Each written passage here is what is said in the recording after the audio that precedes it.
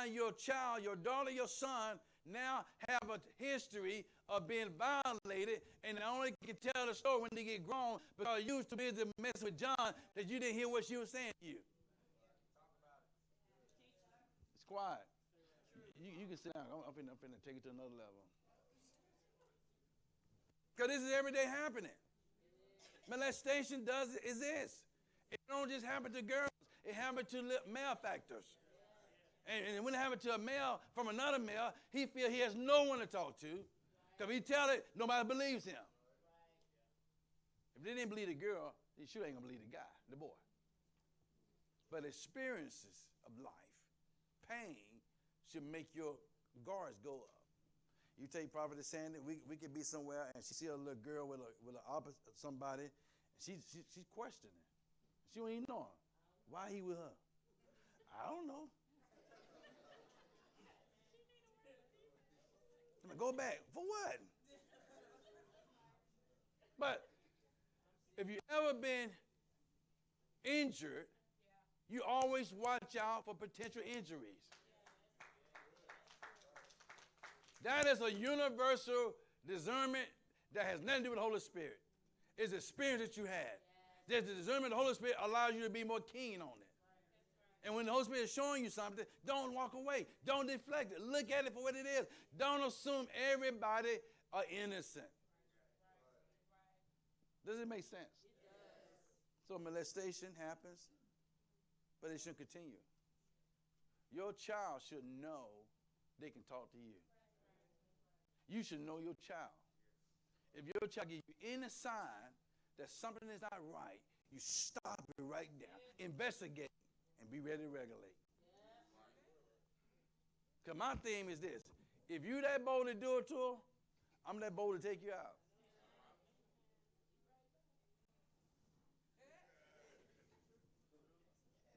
Because I know down the road, when she's grown, she going to always have that injury that was avoidable. It could have been avoided. If somebody would have took the time and not assumed that that person was innocent. How many know your children? How many know your children?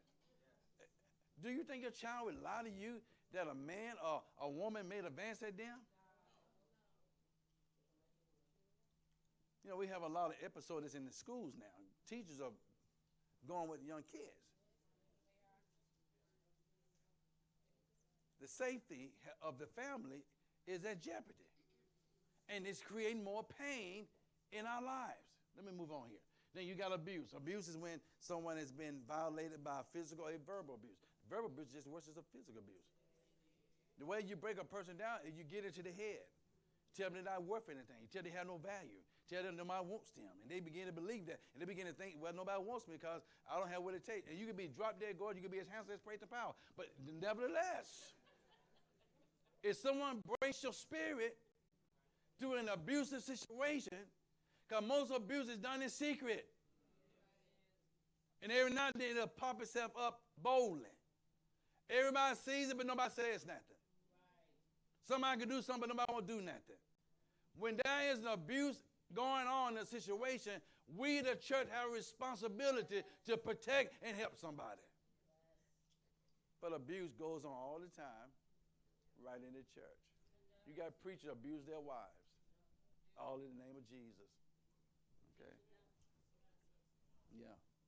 I'm going through, some hit you. No, not today. Not today. Not today. Not today. No. Like, bro, I'll tell you, no, not today. If you as a woman don't take a stand against an abuser, you're always going to be suffering that pain, and your daughter that sees that lifestyle will go to the same type of man. So in order to keep the abuse pain from passing on to your family, to your seed, you got to take a position, not let it happen again. If he hit you one time, he'll hit again. Yeah. If he treated his mom like crap, if he treat that ex like crap, you next. Yeah. But he loved me. It's different. You know, I got a spin on him. Okay? Spin and spells can be broken. Being lied to, that brings pain. It's not like trying to get the truth and you're constantly being told a lie. You ever had someone lie to you, they're lying? And all you want to do is tell the truth? Men. She already know. Stop trying to come up with a scenario, a story. Stop trying to figure out what do you know. Just tell it. Because if you tell the truth in this situation, it'll save a lot of pots. You know, it's called pot minting. Not pot, but pots. And every knot is not a preacher knot. Some knots are real.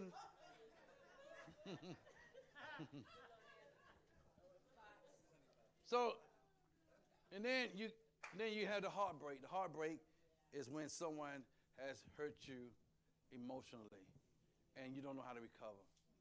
You love them so much, you want them to make the turn, but they're not making the turn.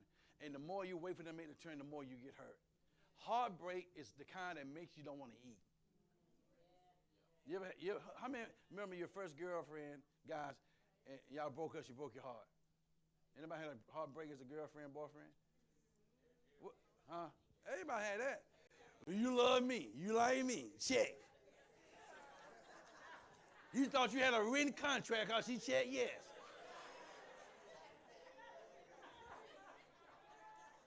All it was, she wanted you to give that extra piece of candy that you had.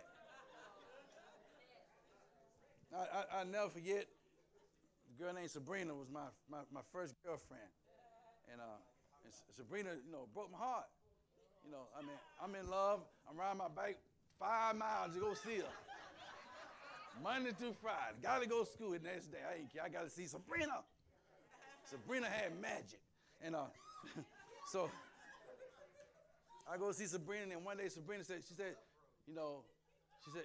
my name ain't Prate, but she called me Prate. She said, Prate, it's over. I'm thinking, what's over? Over what? Who's over? Where you at? You want me to move over or go over what? She said, no, I'm done with you. I can't go with you no more because you don't got too chunky.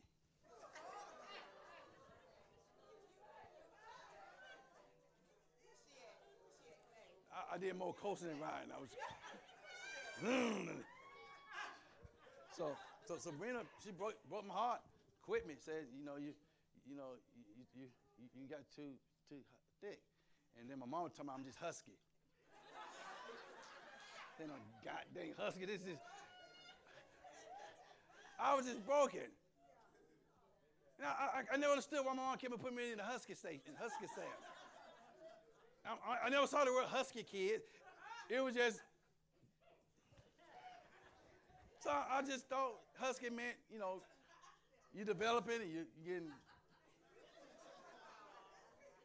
you're coming into your manhood. No, I wasn't coming to manhood. So she quit me, and I started working out on my own, stopped doing little push-ups, sit-ups, and then I lost a little weight, got a little trimmed, and about 45 days, when you're a kid, you lose weight quick. Then the next month she saw me and said, I think I like you. I said, not today. I'm going with Sabrina now. 2. Why I go to Sabrina 1 and Sabrina 2? Ain't they family? Whatever. That's my painful past.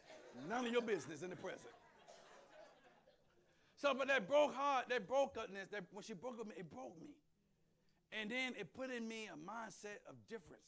Where now I'm trying to figure out, is it something missing in me, or what I need to do? But then I realized that people make decisions, okay? But a broken heart does hurt. Then someone said bullying. Who said bullying? And this is an epidemic that we're facing in our schools today, where our children are being bullied by their classmates. And we, the Powells and the Christians and the Andersons, just don't cope well with that. Grandkid come on, got the bus, such did this to me. And I'm trying to figure out, where can I find an elementary hitman?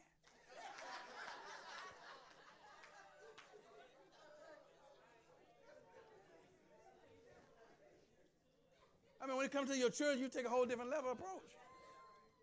So I'm looking for the biggest and the bulliest kid, bad kid, to do damage control. Just scam. Just frighten them. Just a little side contract. It'll be okay.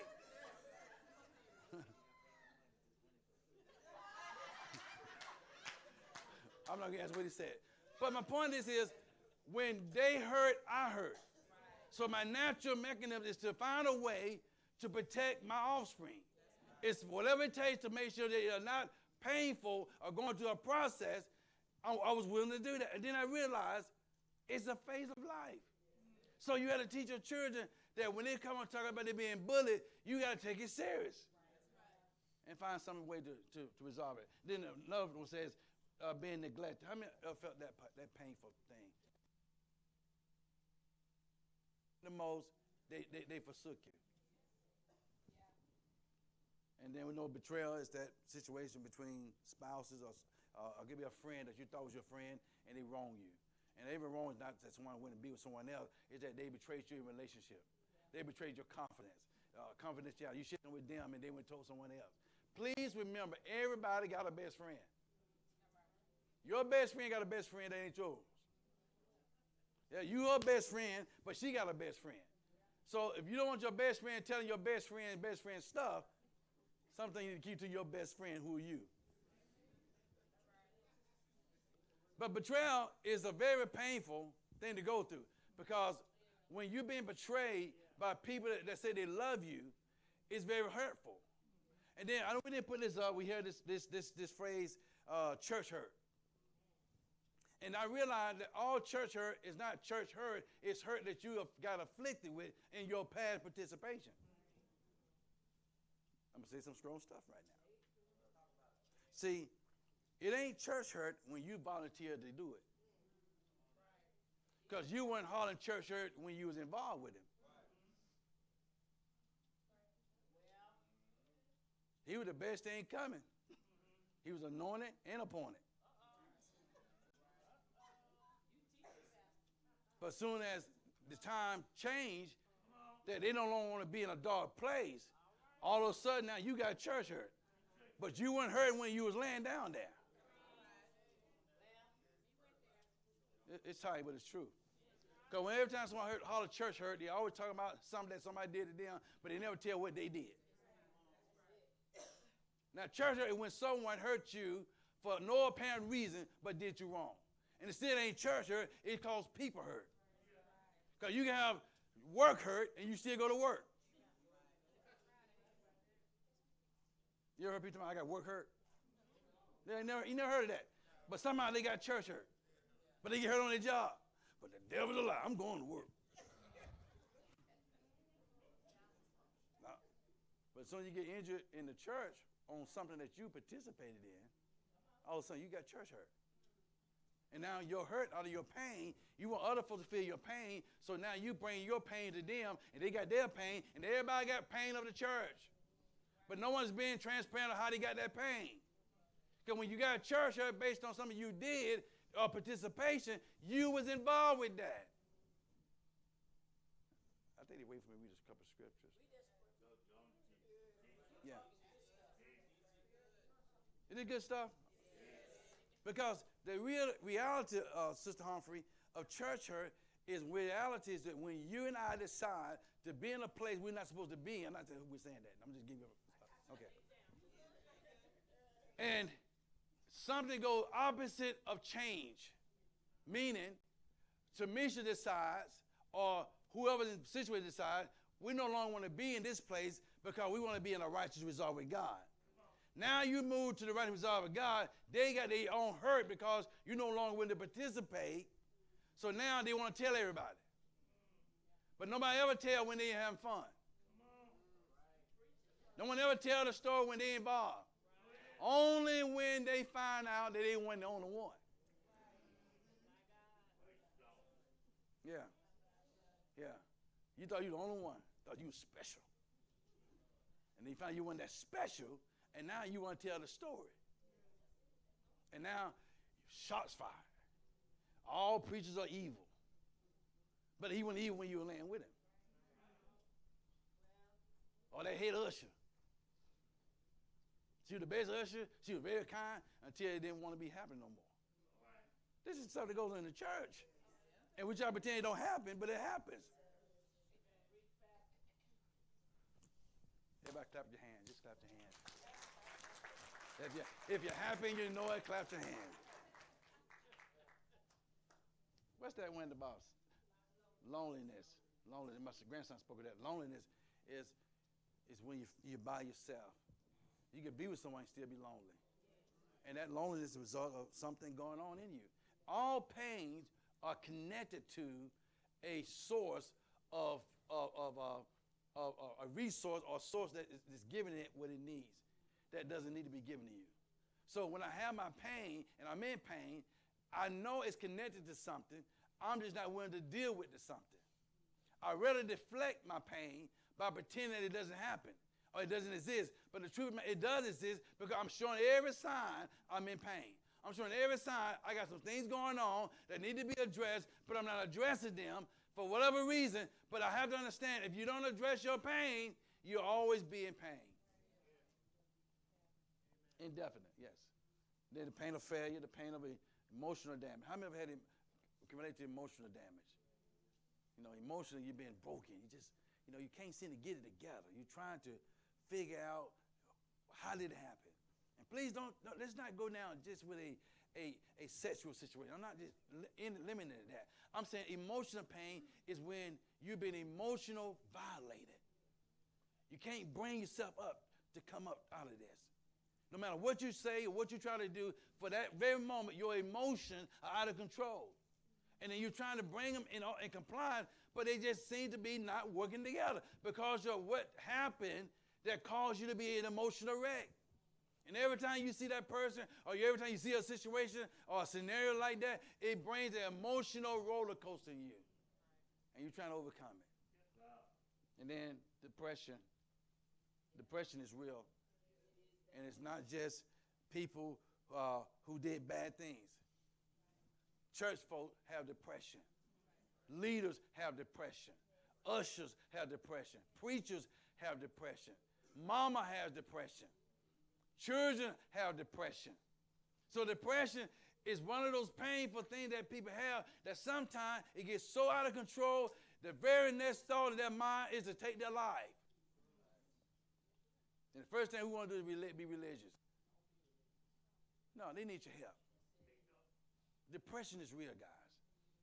And even though they're smiling, doesn't mean when they leave this place, they're not hurting. Even though they shook your hand and gave you that Patricia Eaton hug, doesn't mean that they're not hurt on the inside. Because sometimes we think certain connection means we're not hurting. We think being around certain people, having the privilege of being around certain people, don't mean they're not hurting. They're still hurting. How many ever came among people, smiled, laughed, and had a good time, but soon you got away from them, you went back to that same mode of being depressed? And then the depression had became so overwhelming that you felt like there was nobody to turn to. And when depression sets in you to a point where you feel like you have no one to turn to, that's when the devil sneaks in and begins to manipulate the situation. But you prayed about it. It doesn't change the fact that you're not depressed. Paul says, I prayed 3 times about this situation in my life. And yet all God tells me is, Paul, my grace is sufficient for thee. There are things that you go through in life that would take you to a place where it brings you to a closer relationship with God. So every depression doesn't mean you're defeated. It just means you got some stuff going on that you need some time, you need some help. Let's go to our scripture. Let's go to our first scripture quickly.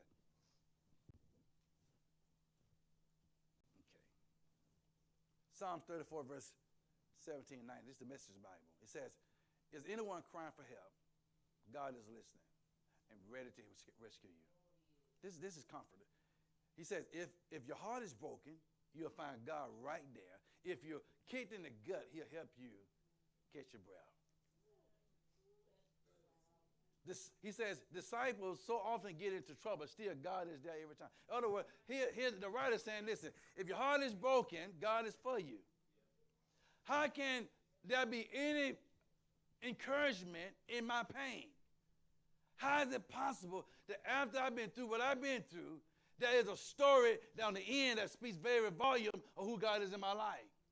My suffering and my affliction doesn't feel well now, but God is using the affliction and my pain to give me a story and a testimony that someone can see and hear that they can overcome too.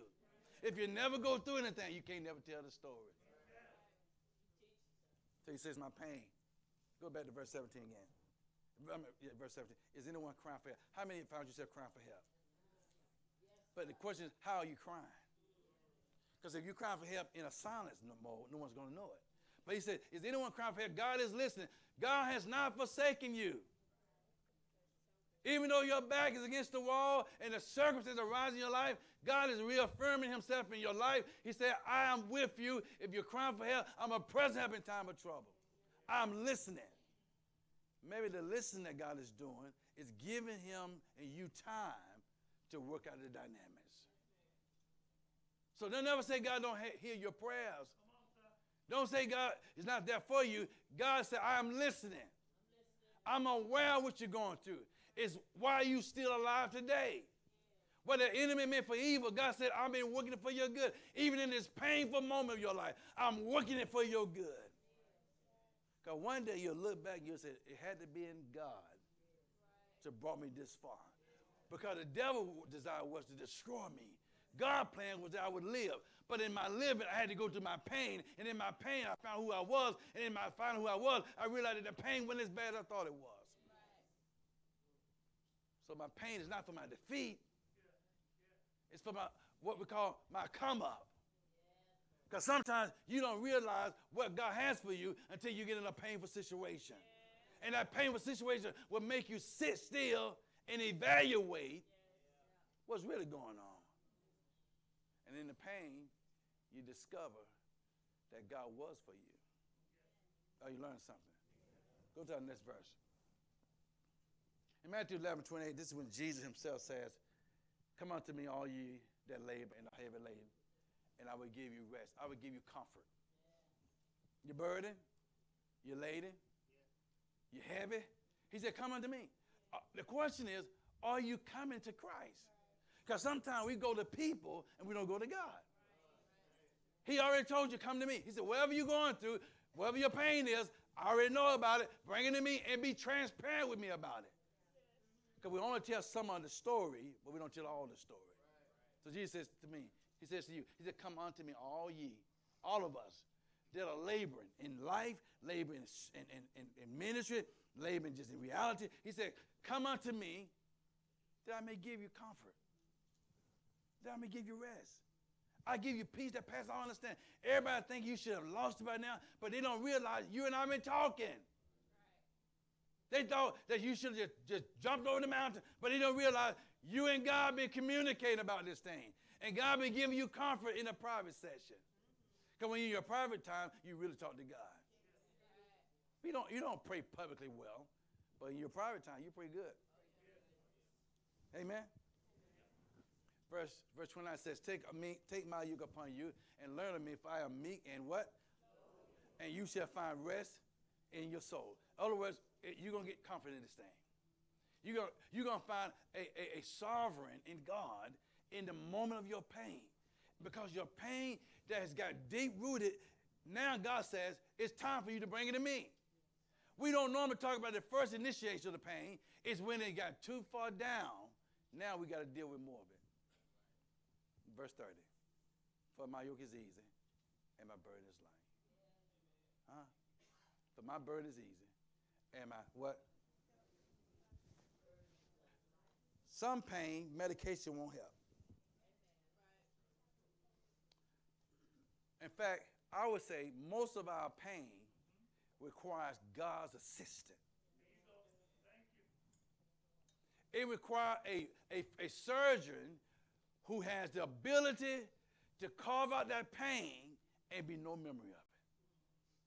Because when you're in pain, all you know is what you feel.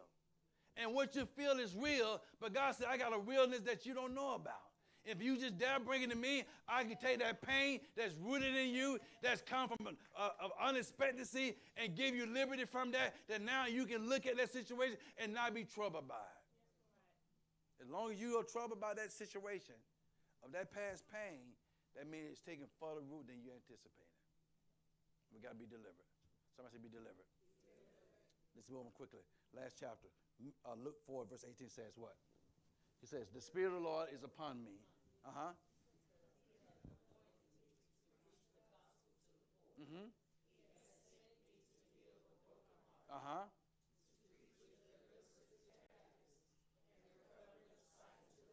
Mm-hmm. Jesus was repeating the prophecy of Isaiah, and he brought it in his time. He says, this is what my ministry is about. Your pain produces ministry. Because in your pain, you now have the ability to relate to the experience of what pain felt like, that when you come across someone that's in pain, you can help them through their pain because you've been anointed to help painful situations. You have a certain level of understanding and wisdom. Experience makes a difference. Don't tell me how I can come out if you've never been out. Don't tell me what affliction feels like. You've never been afflicted. Never tell me what a divorce feels like. You've never been divorced. But if you ever been through what I've been through, then I can tell you there's a way out of this. So Jesus said clearly, he says to preach deliverance. In other words, whatever you're bound by, now that you're saved, Pat, your salvation has given you an anointing to tell one that is broken they can be healed. Because you've been healed. Have you been healed from everything? No, but you've been healed from some of those things. And some of those things are enough for you to tell somebody else that they can be healed and delivered too. If God did it for you, he can do it for them. I got to say it again. The world is waiting for the manifestation of the sons of God. In other words, we can't tell the story if we don't have one. And we all got a story. We all got a pain past, a past of the pain, a painful past. But that painful past should not still be here today.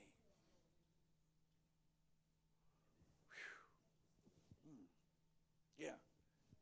I'm not saying that you should not have no pain, but I'm saying that some painful things that you've gone through, you should now, by now, if you're giving it to God, should have some type of liberation from it.